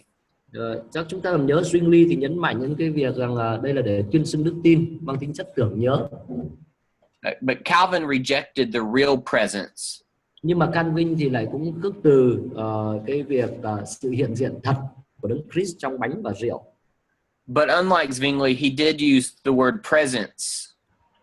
Nhưng mà không giống với Zwingli, ông có sử dụng cái từ hiện diện, không có từ thật. He said that it was a spiritual presence. Mà ông nói rằng đây là sự hiện diện về mặt thuộc linh. that the participant truly and effectively receives Christ in the supper.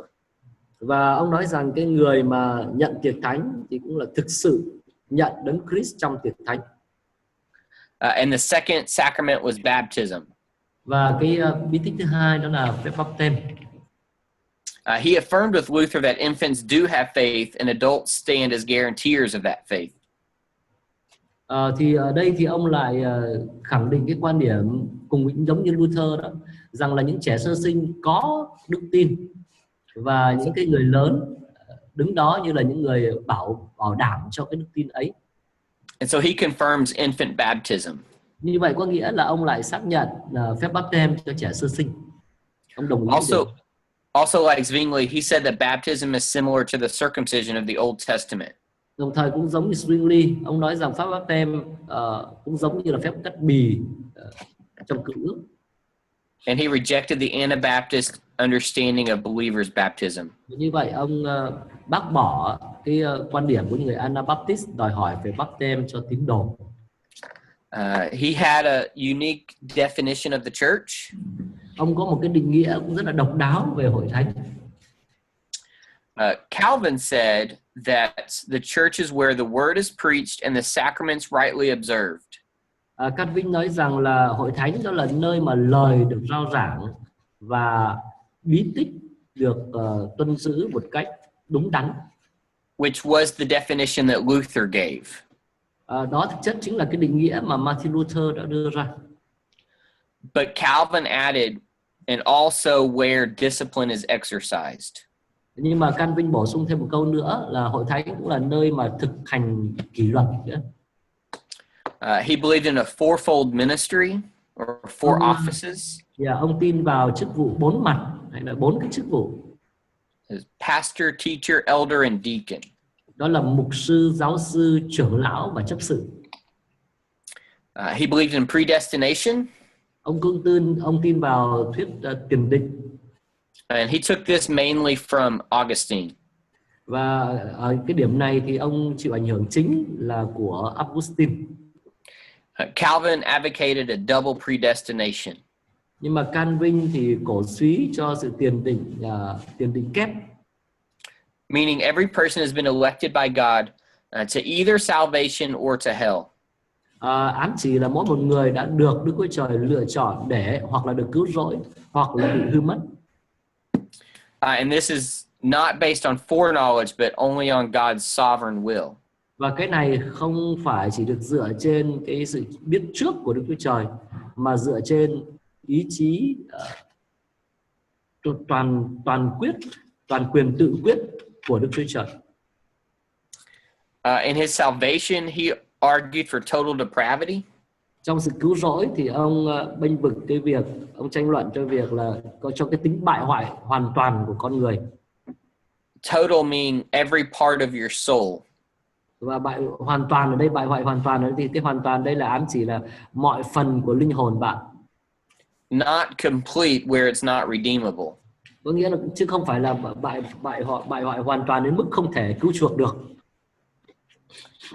Associated with this predestination.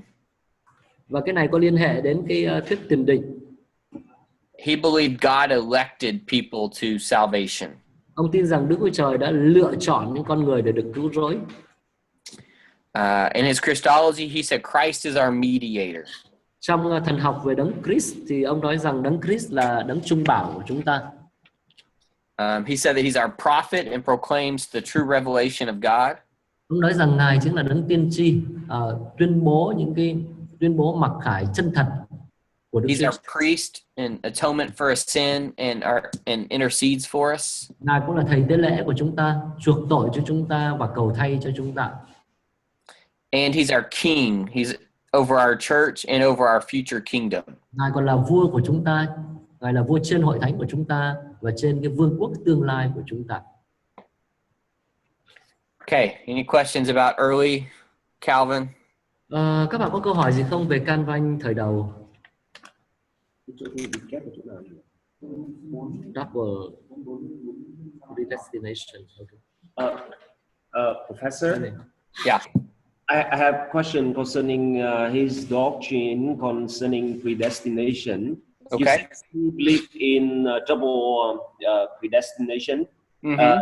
According to another teacher from Dallas, he said, Kevin Brown, he said that actually John Calvin, he did not. And his followers, his disciple, Visa, that's the one who believe in double predestination. So is that what information is correct? Yeah. So there is a lot of confusion over Calvin's predestination understanding. Có học sinh hỏi về việc thầy nói rằng là Calvin là người cổ súy cho tuyển định kép, đúng không? Nhưng mà có một thầy dạy môn học thần học trước đây thì nói rằng không phải, mà là học trò của Calvin mới nói như vậy. Bây giờ thầy trả lời và thầy nói rằng là có rất là nhiều những sự hiểu lầm về Calvin và sự dạy dỗ của ông. Many people can read the Institutes in his predestination sections and come out on both sides of this. Có rất nhiều người đọc cái phần về tiền định ở trong tác phẩm các định chế của Cơ đốc giáo đó, và có thể đưa ra quan điểm ủng hộ cho cả hai phía. So my understanding from my reading and from other sources that I've read, it's a double predestination. Cho nên theo cách tôi đọc cái phần mà Calvin viết về tiền định trong cái tác phẩm định chế Cơ đốc giáo của ông, cũng như là từ một số những nguồn khác nữa, thì tôi nghĩ rằng là Calvin là người cổ súy tiền định kép. But it really doesn't matter. Nhưng thực ra thì cái này không quan trọng. Because it's clear that Calvin believed in predestination. Bởi vì rõ ràng là Calvin tin vào tiền định. So if it's not double predestination, it's single predestination. Cho nên nếu mà không phải là tiền định kép thì là tiền định đơn. Meaning, and this is the argument of some people, meaning that God elected some to go to heaven. Ám chỉ là Đức Chúa Trời đã lựa chọn để một số người được lên thiên đàng. And didn't elect others. Và không lựa chọn những người khác. And so the assumption is that the others are going to hell, even though God didn't technically predestine them to do that. Như vậy thì cái giả định ở đây là những người khác là đi xuống địa ngục, đúng không? Mặc dù là Đức Chúa Trời về mặt kỹ thuật Ngài không phải là định trước cho họ phải xuống địa ngục. So if you believe in predestination, you believe God is in ultimate control of who goes to heaven and who goes to hell. Nếu như bạn tin vào tiền định, có nghĩa là bạn tin rằng Đức Chúa Trời có cái sự kiểm soát tối hậu với việc là ai sẽ được lên thiên đàng, ai sẽ được cứu rỗi. What's your view on that? My view. Quan điểm thế nào? And this is a question that's debated all the time. Like it's a big. Trước hết là phải nói rằng đây là cái câu hỏi mà đã luôn luôn được tranh luận. So I'm not completely reformed. Reformed is the term given to those who follow Calvin and the other ones who hold that. Không phải là hoàn toàn là người theo phái cải cách. Có một cái phái ở đây này là đặc biệt là ám chỉ những cái người mà theo Calvin theo quan điểm của Calvin. I do believe in God's sovereignty, though. Mặc dù vậy tôi cũng tin vào cái tính quyền tự quyết tối thượng của Đức Chúa Trời. And I believe he can do what he wants when he wants. Và tôi tin rằng Ngài có thể làm điều Ngài muốn khi Ngài muốn. And so, while I don't believe he necessarily predestines, mặc dù là có thể tôi không tin rằng là Đức Chúa Trời nhất thiết là Ngài định trước, or at least doesn't predestine everybody, hoặc là ít nhất là định trước tất cả mọi người. Đối với I definitely think that he gets his way in what he wants. Nhưng mà tôi nghĩ rằng là tôi chắc chắn là nghĩ rằng là Ngài cũng có cái cách để làm được cái điều Ngài muốn. And that was really a non-answer to the question, but that's what I'm going to stick with. Tất nhiên đây cũng chưa hẳn là cái câu trả lời cho cái câu hỏi của bạn, nhưng mà tôi chắc sẽ nói thế thôi.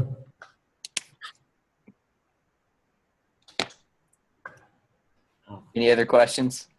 Mai có câu hỏi gì khác không ạ?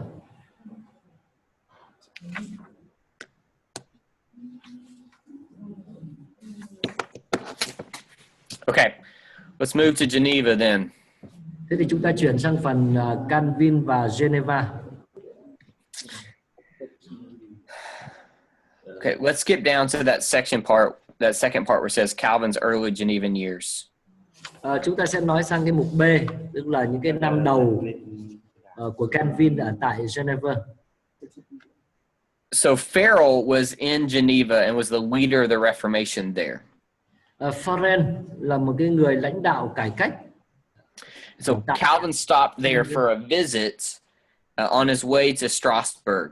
Và Calvin đã dừng ở cái thành phố này để thăm thành phố này vào năm 1536 trên đường đi đến thành Strasbourg. But Farrell convinced him to stay longer. Nhưng mà Farrell thuyết phục Calvin ở lại lâu hơn. And so the two of them worked to reform the church. Trong trang số 10 đấy, và hai người đã cùng làm việc với nhau để cải cách hội thánh. And so they organized the church. This is down a little bit further. Vâng, và họ tái tổ chức hội thánh. With three primary documents.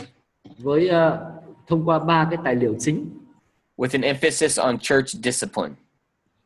Với cái sự nhấn mạnh về kỷ luật trong hội thánh. The articles on the organization of the church and its worship at Geneva. Tài liệu thứ nhất đó là các điều khoản về tổ chức hội thánh và sự thờ phượng của hội thánh tại Geneva. A confession of faith. Tài liệu thứ hai đó là một bản tuyên xưng đức tin. And a catechism. Và tài liệu thứ ba đó là giáo lý. What we found through this process is that Geneva wasn't ready for reform yet. Nhưng mà ở đây chúng ta sẽ thấy rằng là thành Geneva lúc bây giờ chưa sẵn sàng cho cải cách. And so they banished Calvin and Farrell. Bởi vậy cho nên họ đã cấm Farrell cũng như là Calvin. And so Calvin went to Strasbourg and met with Martin Bucer again. Và sau đó Calvin đã đi đến Strasbourg và đó gặp gặp Martin Luther một lần nữa. He also married Idelette de Burgh. Và ở đó ông cũng cưới vợ. What is the name of his? Idelette de Burgh. Idelette de Burgh là tên của người vợ của Calvin. Who is the widow of a former Anabaptist. Bà là một người đàn bà góa. Chồng trước đây của bà là một người Anabaptist. While he was there, Geneva had some problems. Và trong khi ông ở đó thì thành Geneva gặp một số rắc rối. And they asked Calvin to respond to it. Và họ đề nghị John Calvin can thiệp. Now, if we're being honest, if we were kicked out of a city, how many of us would help them get out of a problem? Nhưng nếu nói thật thì thực ra là Calvin trước đây đã bị đuổi ra khỏi thành phố, làm sao bây giờ Calvin lại có thể giúp đỡ họ giải quyết vấn đề mà họ gặp phải. But that's what Calvin did. Nhưng mà đó là điều mà Calvin đã làm. And after he did that, he was asked to come back to Geneva. Và sau khi ông làm điều đó thì ông đã được mời quay trở lại Geneva. And so he went back and they allowed him to set up his church the way he wanted. Và ông quay trở lại và người ta cho phép ông tổ chức hội thánh theo cái cách mà ông muốn. And it was as close to a theocracy as you could get. Có thể nói là nó rất là giống với chế độ thần chủ, một chế độ thần chủ. The church and the city government worked together. Hội thánh và chính quyền thành phố làm việc cùng với nhau. So if you were disciplined in the city, you were also disciplined in the church. Nếu bị kỷ luật trong thành phố thì cũng có nghĩa là bị kỷ luật trong hội thánh. And if you were disciplined in the church, you were also disciplined in the city. Nếu bị kỷ luật trong hội thánh thì cũng là bị kỷ luật trong thành phố.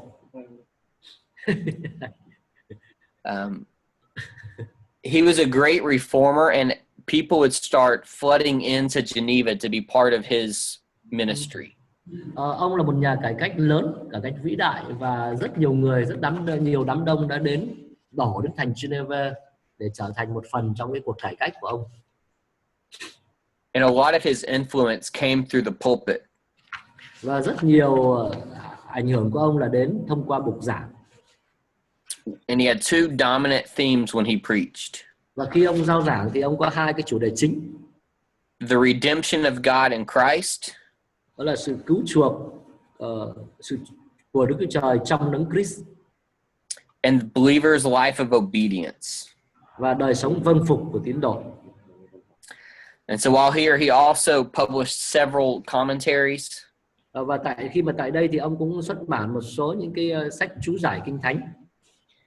And he revised his institutes again. This is several revisions later. Và tại đây ông cũng tái bản, ông cũng sửa chữa, bổ sung cái sách định chế Cơ Đốc giáo. Trước đó And đã làm điều này vài lần. And then he died in May 27th of 1564. Và ông qua đời vào tháng 5 năm 1564. One of the things that I skipped, that I'm going to go ahead and mention. Trong điều tôi đã bỏ qua, bây giờ tôi muốn quay lại để nhắc tới. One of his final moments that allowed people to get behind him.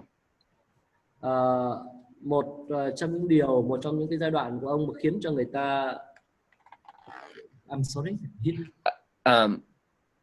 of the final moments that caused the people to rally behind him. Một trong những lý do mà tại sao mà người ta ủng hộ ông was when he dealt with Michael Servetus. Đó là khi ông đối diện với Michael Servetus. Yeah. Servetus. He was kind of a heretic and known for his anti-Trinitarian views. Cái người đó là một cái người dạy dị giáo và có cái quan điểm chống lại ba ngôi. He was a wanted man and Calvin turned him in. Pardon? I'm sorry? He was a wanted man. The church wanted him to punish him, and Calvin turned him in. Tức ông là một người mà bị hội thánh truy nã, nhưng mà Calvin lại tiếp nhận ông này. Which showed the people that Calvin would always stand for truth. Cái điều đó cho người ta thấy rằng là so that guy is what is his sin? He's against Trinity or he's for? Anti-Trinitarian, anti-Trinity. So he believed like in one God kind of a deal. And he also spoke against infant baptism. Okay. Nhưng mà nói chung là tóm lại cái hành động của ông cho người ta thấy rằng là Calvin là người luôn luôn muốn đứng về lẽ thật. And so we find that Calvin is a harsh leader. Chúng ta thấy rằng Calvin là một người lãnh đạo nghiêm khắc. Because he believed he was to protect the holiness and the pureness of the church. Vì ông tin rằng là ông là người cần phải bảo vệ cái sự trong sạch, sự tinh sạch của hội thánh. Okay, that was Calvin really quickly. Vâng, đó là chúng ta nói rất là sơ lược thôi về Calvin. All right, any questions about Calvin? Có câu hỏi nào không về Calvin không ạ?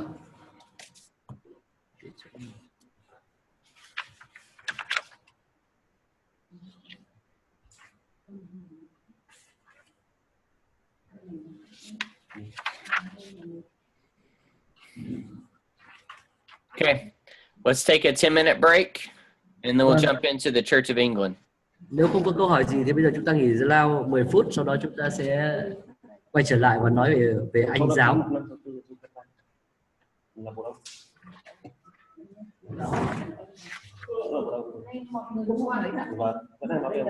Cô hôm nay cho cháu đặt thêm cơm, cho cháu ăn vậy. Ăn rồi ở lại làm bài thi chứ.